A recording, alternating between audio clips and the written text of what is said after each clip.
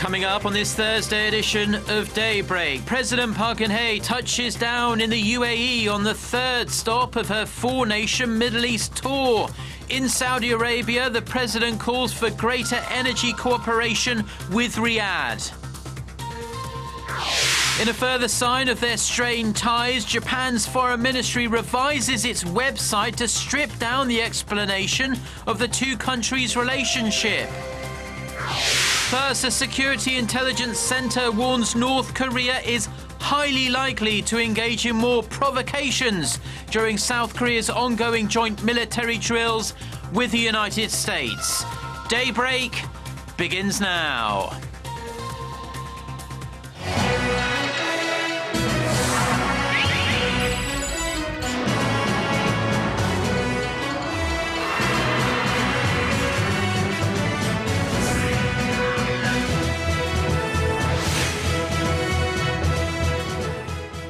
Hello and thanks for joining us. So our viewers around the world, it's 6 a.m. on Thursday, March 5th. Here in Seoul, I'm Mark Broome and you're tuned in to Daybreak. Our top story this morning, President Park Geun-hye has arrived in the UAE, the third leg of her four-nation Middle East tour. Before leaving Riyadh on Wednesday, the Korean leader laid out her vision for the future of Korea-Saudi Arabia economic cooperation, which mostly involved energy. Chae-sun, who is travelling with the president, files this report from Abu Dhabi. This is President Park's second visit to Abu Dhabi in less than a year. She was here last May to mark an installation of a Korean-made nuclear reactor built under a 2009 bilateral agreement. The reactor at the Baraka nuclear plant site, some 300 kilometers west of Abu Dhabi, is part of a $19 billion contract Korea won to build 4 nuclear plants in the Gulf nation by the year 2020. It's Korea's first ever nuclear reactor export deal. President Park's previous trip had to be brief because it came only 1 month after the Seoul ferry disaster. This time, she plans to carry out her diplomacy in full force to strengthen Seoul's cooperation with Abu Dhabi in nuclear energy, infrastructure, and healthcare. In Saudi Arabia on Wednesday, President Park told Korean and Saudi business leaders that nuclear and renewable energy are the answer to power supply in the future. She urged both sides to initiate joint ventures in search of new energy sources, which will then place Korea and Saudi Arabia as the driving force of future energy industries. Matching Saudi Arabia's abundance in capital with Korea's technological and industrial competitive edge was another one of President Park's visions for bilateral cooperation. In line with this, the president met Kingdom Holding Company CEO Al-Walid bin Talal, considered the Warren Buffett of the Middle East, to discuss the investment firm's reported interest in Korea's cultural contents. Chae-sun, Arirang News, Abu Dhabi. Now to one of the clearest examples yet of how far bilateral relations between Korea and Japan have sunk in recent years. The website of Japan's Foreign Affairs Ministry has revised how it describes Korea, and its choice of words has raised some eyebrows. Kwon-swa reports. An introductory section about the relationship between Korea and Japan on Japan's Foreign Affairs Ministry website used to say that Korea, an important neighbor, shares basic thoughts on freedom, democracy, and economic issues. But the ministry has taken out a chunk of the explanation, and now it just says that Korea is Japan's most important neighbor. Japan's foreign ministry said the change was made to make it similar to recently used expressions. In fact, 2 years ago, when Prime Minister Shinzo Abe talked about Korea-Japan relations, he used wording that was similar to what used to be on the homepage, while what he said during a policy meeting last month was more like the current expression. Korea is our most important neighboring country. The Japanese Asahi Shimbun newspaper quoted a government official as saying the revision shows Japan's mistrust towards Korea. While Korea's foreign ministry did not make specific comments on the significance of the change, it told Arirang News that it's up to the Japanese government to explain what's behind their revision. There is speculation that the removal of the words may hold some greater meaning, as Abe has recently hinted he will take out references to Japan's war atrocities in a statement he'll make in August, marking Japan's surrender at the end of World War II. Kwon So-ah, Arirang News. And Korea is calling on Japanese Prime Minister Shinzo Abe to reflect upon and show genuine sorrow for his country's past wrongdoings if he makes a planned speech to US Congress during his visit to Washington next month. Speaking to reporters in Washington on Wednesday, Korea's National Assembly Speaker Jung Eui-hwa said true reconciliation between Korea and Japan can only happen when Tokyo offers a sincere acknowledgement and apology for its wartime atrocities. Jung says he plans to deliver his message during meetings with US House Speaker John Boehner, House Foreign Affairs Committee Chairman Ed Royce, and Senate Armed Services Committee Chairman John McCain. The Korean lawmaker also plans to propose Korea's National Assembly and US Congress jointly adopt a resolution marking the 70th anniversary of the end of World War II. Civic groups in Korea are demanding the United States apologize for some controversial comments made by a senior US official. Protesters in front of the US Embassy in Seoul say remarks by Under-Secretary of State Wendy Sherman last week target Korea and China and let Japan off the hook for its attempts to whitewash its wartime atrocities. Now, Wendy Sherman said recently that political leaders should not exploit nationalist feelings and, quote, earn cheap applause by vilifying a former enemy. And this sparked outrage in Korea, as many people thought it was directed at the leaders of Korea and China. Now, the State Department later clarified that her comments did not indicate a shift in Washington's stance on the historical tensions in Northeast Asia. An international security analyst centre has warned that North Korea is highly likely to engage in a range of military or cyber provocations to show its disapproval of the ongoing annual joint military exercises between South Korea and the United States. A report by the London-based IHS Jane's Intelligence Weekly says that while both Koreas have a clear interest in avoiding a broader conflict, Pyongyang is likely to carry out more missile launches or cyber attacks on South Korean infrastructure. Now, North Korea launched 2 short-range ballistic missiles on Monday this week, the exact day when Seoul and Washington's annual drills began. One of the joint exercises, dubbed Key Resolve, ends next Friday. The other, with the codename Foal Eagle, runs through April 24th. A controversial bill aimed at rooting out corruption passed a parliamentary hurdle this week, but critics are already raising concerns that the scope of this new law may be unconstitutional. Our Ji Myung-gil reports. A sweeping anti-corruption law will go into effect starting as early as September next year, after an 18-month grace period. But critics are already calling for revisions. One concern, they say, is that an individual can be charged under both the anti-corruption law and criminal law. The criminal statute allows for punishment of those who receive bribes in exchange for favors, and the anti-corruption law allows for the punishment of a person who takes money or gifts in the amount specified regardless of the existence of a favor. That could lead to a double punishment for a single person. Another stickler is that the law does not have a clause that allows for the punishment of those who give bribes or ask for favors. Public figures who receive bribes worth more than $900 can be jailed for up to 3 years or fined up to 5 times the value of the money or gifts received. The law was originally aimed at rooting out corruption within the government, but was expanded to apply to other individuals with public influence, such as teachers and journalists.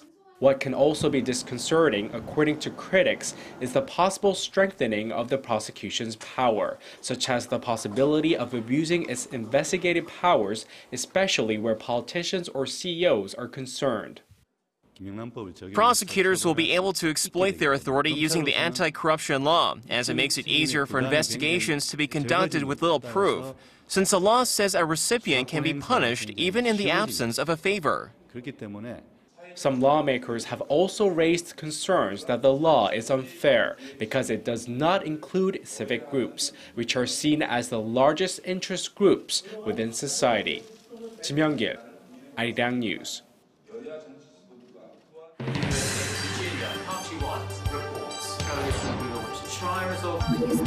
We start before the sun rises to bring you the latest stories out of Korea. We also lead the way with important global coverage. Stay on the pulse of what is happening with Daybreak.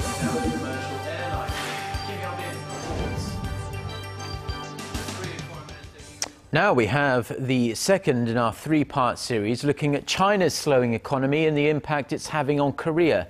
And today we're going to focus on Korean exporters and find out what they need to do to counteract the slowing growth of their biggest trading partner by far. Kang Jungho has this report.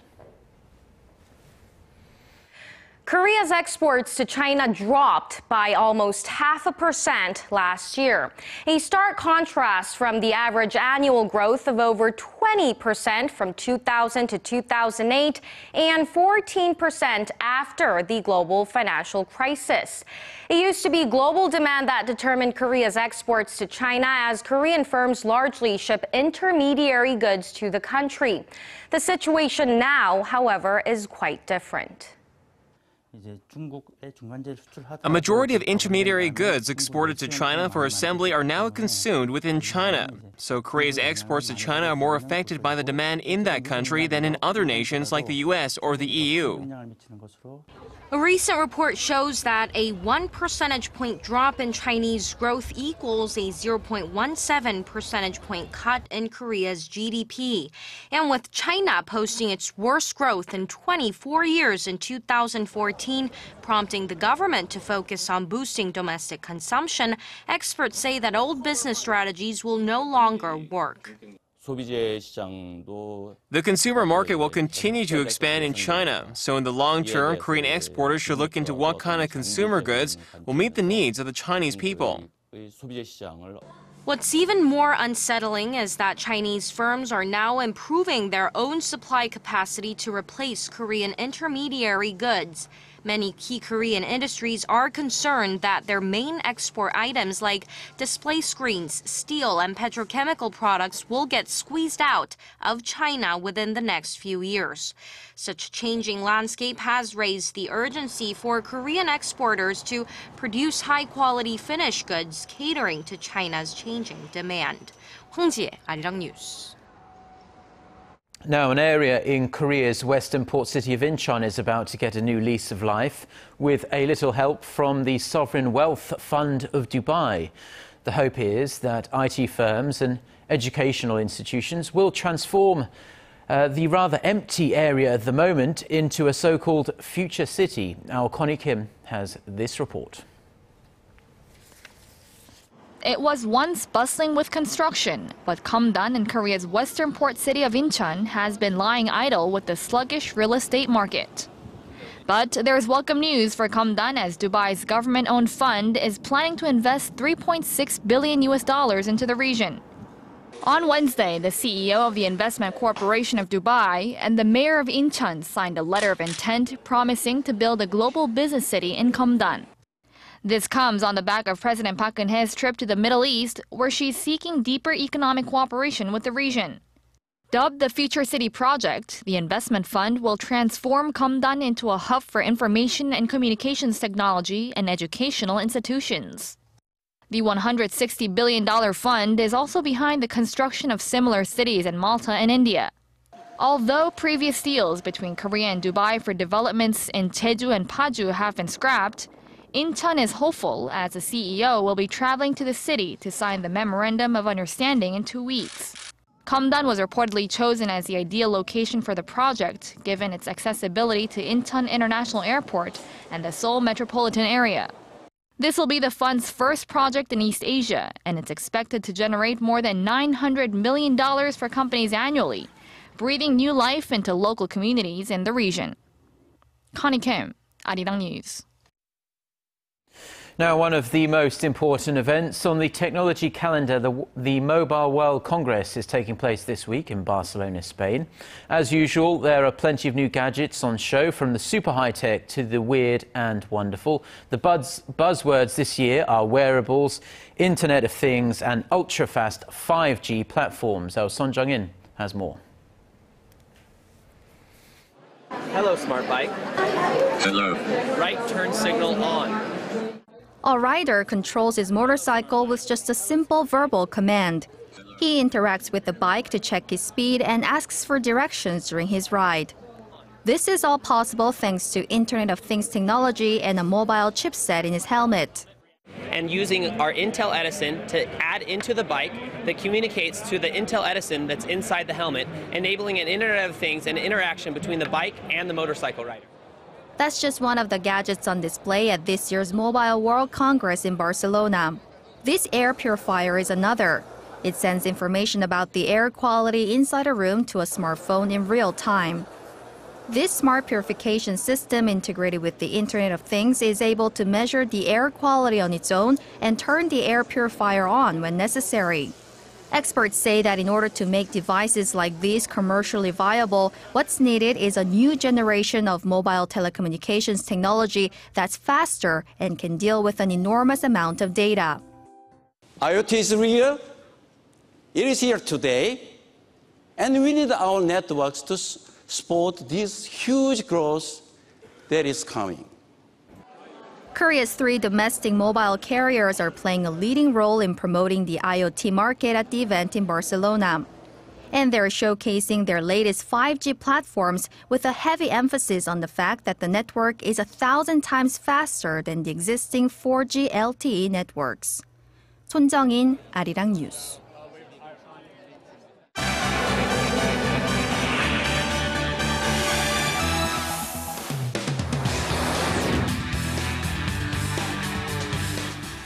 Time now for a look through the global headlines. We're following this Thursday morning from Seoul. For that, we connect to Eunice Kim at the News Center. Good morning, Eunice. And good morning to you, Mark. The biggest military mission since Tikrit fell into Islamic State has last summer raged on for the third day as Iraqi soldiers and allied fighters aim to encircle the strategic city. Iraqi army officials said they had surrounded and sealed off Al-Dur south of Tikrit and another village north of the IS-held city before they try to enter Tikrit itself, where IS fighters are suspected to be preparing for a fierce struggle.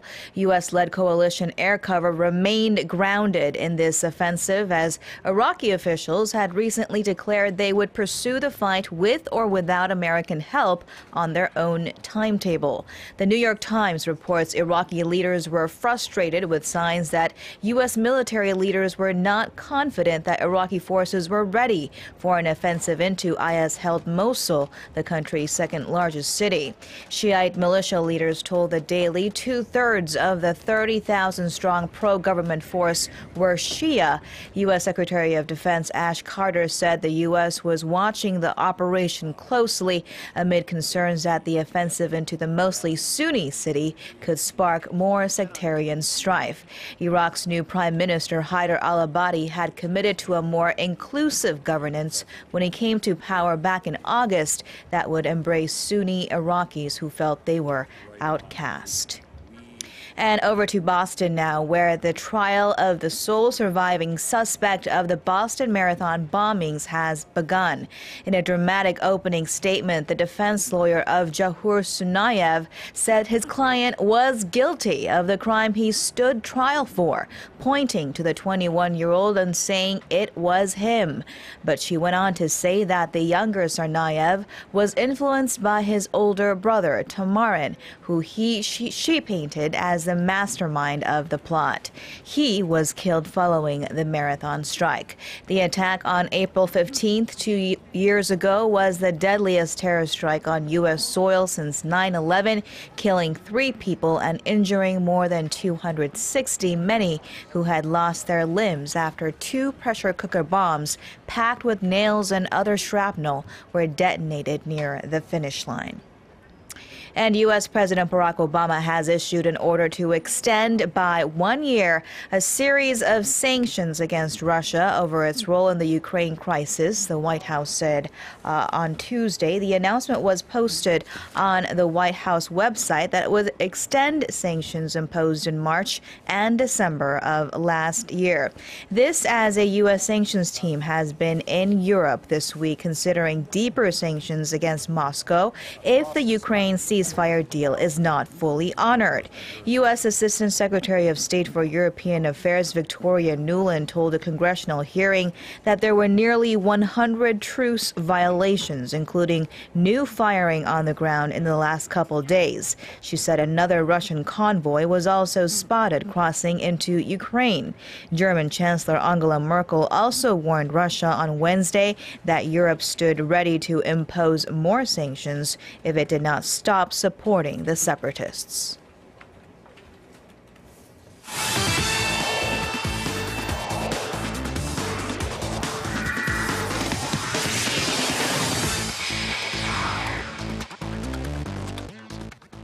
And a good Thursday morning to you all as we kick things off with the Korean national football team as manager Uli Stilicke returned to Korea on Wednesday after his month-long vacation in Spain. And now that he's back, it's back to work.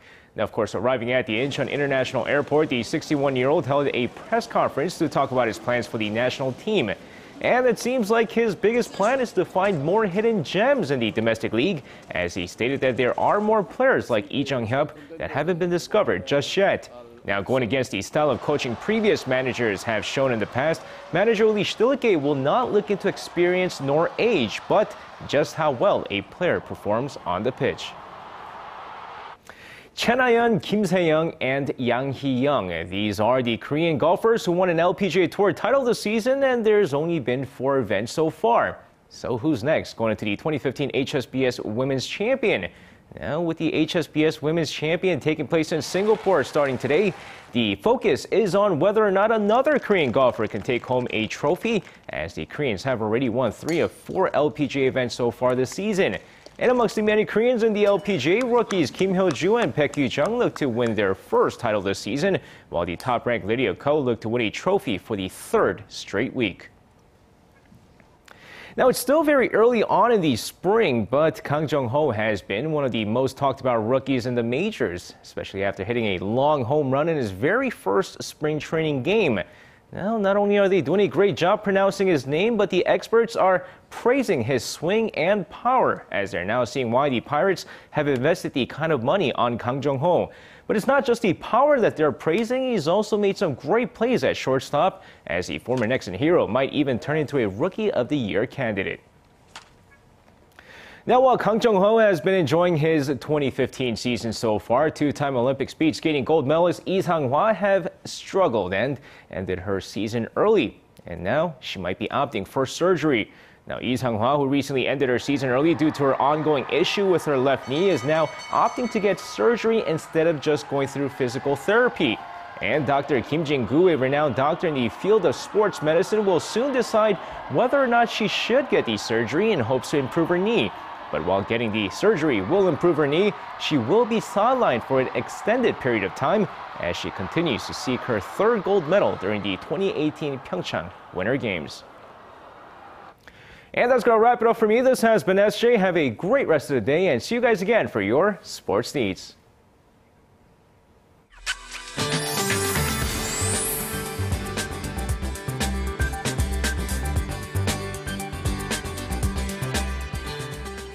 Well, it was so windy and chilly yesterday, and it's another cold morning we are waking up to today. The most regions are having a sub-zero morning lows, and the low has dropped to near -5 for upper regions, including here in Seoul, just like yesterday. But the highs will be a few notches higher today under lots of sunshine. And it's Jeongwol Daeborum today here in Korea, the day of the first full moon of the lunar year, and thanks to the clear skies. We'll get to see the beautiful full moon throughout the night tonight. On that note, let's take a closer look at the readings for today. So the daily low here in Seoul kicked off at -4, and the daytime high will hike up to 6, while the top temperatures in Daegu, Gwangju, and Busan will all rise to 8 this afternoon. And as for the other regions, Jeju Island and Daejeon should both see a high of 6, and Dokdo rises 2. Now, this brief cold snap will ease up tomorrow afternoon, so stay warm till then. That's all for Korea, and here's international weather for viewers around the world.